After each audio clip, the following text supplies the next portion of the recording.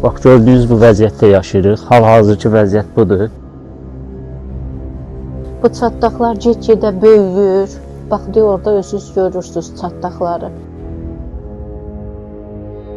Pol bu vəziyyətdə çökmüşdür.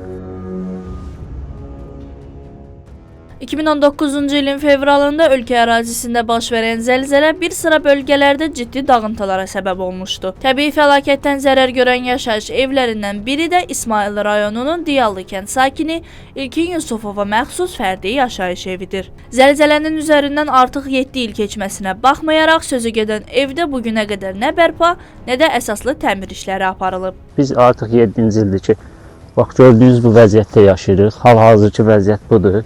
Evdə qorxa-qorxa yaşayırıq. Evə özüm belə deyək də dirək vermişik ki, ev uçmasın, dağılmasın. Evdə 2 az yaşlı körpə yaşayır, məktəblidir. Anam xəstədir, insult xəstəsidir. Bu evin 100 metr əhatəsində olan belə deyək evlər, onlarla evi Fövqəladə Hallar Nazirliyi köçürtdü. Kəndin aşağı hissəsində yenilən evlərlə təmin elədilər. Bir dənə burada 2 nəfər, biz, bir də yaxın qonşumuz qalmışıq. O da ki, qardaş, burada 2019-cu ildə Ekologiya və Təbii Sərvətlər Nazirliyinin bu ərazilərə baxış keçirdi, torpaqdan nümunələr götürdü. Bildirmişdilər ki, burada hər hansısa bir ev tikintisi, yaşayış üçün bu torpaqlar nəsə bir tikinti aparmaq mümkün deyildi. Yəni, bura sürüşməyə meyilli ərazilərdir. Ev sahibi İlkin Yusufov bildirir ki, dəfələrlə Fövqəladə Hallar Nazirliyinə və İsmayıl rayon İcra Hakimiyyətinə müraciət edib. Lakin müraciətinə cavab olaraq zəlzələ ilə bağlı bərpa işlərinin artıq yekunlaşdırıldığı bildirilib. Bununla bağlı dəfələrlə məktublar ünvanlamışıq. Məktublarımız da buradadır. Heç bir cavab bizə verilmir. Deyirlər ki, gedin məhkəməyə müraciət edin. Mən də heç bir halda müraciət edə bilmirəm. İmkanım yoxdur. Bax, pol bu vəziyyətdə çökmüşdür.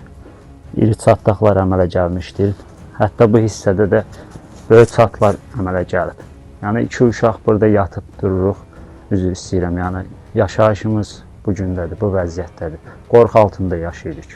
Evimiz 2019-cu ildən fevral ayında zəlzələ oldu. Onda bizim də evimiz zərər gördü. Ondan ötürü biz də müraciət elədik, gəldilər, baxdılar.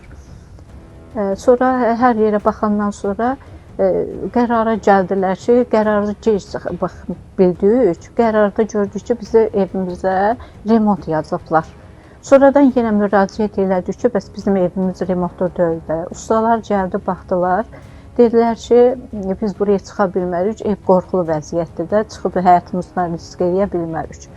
Ondan sonra dəfələrlə biz Fövqəladə Hallara, Kəmaləddin müəllimə müraciət elədik. Həmin müraciətlərimizdə gec cavab gəldi ki, sizin müraciətiniz bizə gec çatıb. Handa ki, biz elə vaxtında müraciət eləmişdik. O, rayon rəhbərliyi, daha doğrusu, keçmiş icra hakimiyyəti olmaq şərti ilə onlar bizim məktublarımızı qoymadılar ora çatmağa. Yerinə Kəmaləddin müəllimə qoymadılar çatmağa. Biz dəfələrlə müraciət elədik, gəldilər, baxdılar. Dedilər ki, həqiqətən də vəziyyət pisdir də, sizin eviniz yenidən tikilməlidir. Amma ikinci baxış keçirtməyə bizə rayon icra hakimiyyətində işləyən Rövşən Ağayev var idi. Mən şəxsən özüm onun yanına getdim, müraciət elədim ki, bizə ikinci baxış olsun. O lazım görmədi, biz üçün tədbir görmədi.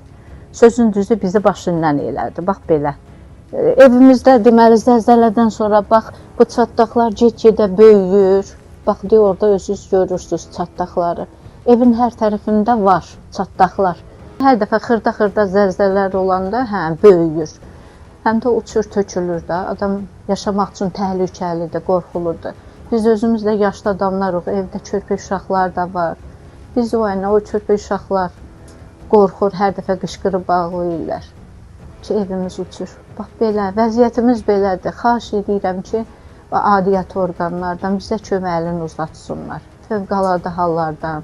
Diyallı kəndində bir ailə 7 ildir ki, gözləmə mövqeyindədir. Qorxu, təhlükə və ümidsizlik içində. Ailə aidiyyəti qurumlardan problemin yenidən araşdırılmasını və evlərinin bərpa olunmasını xahiş edir.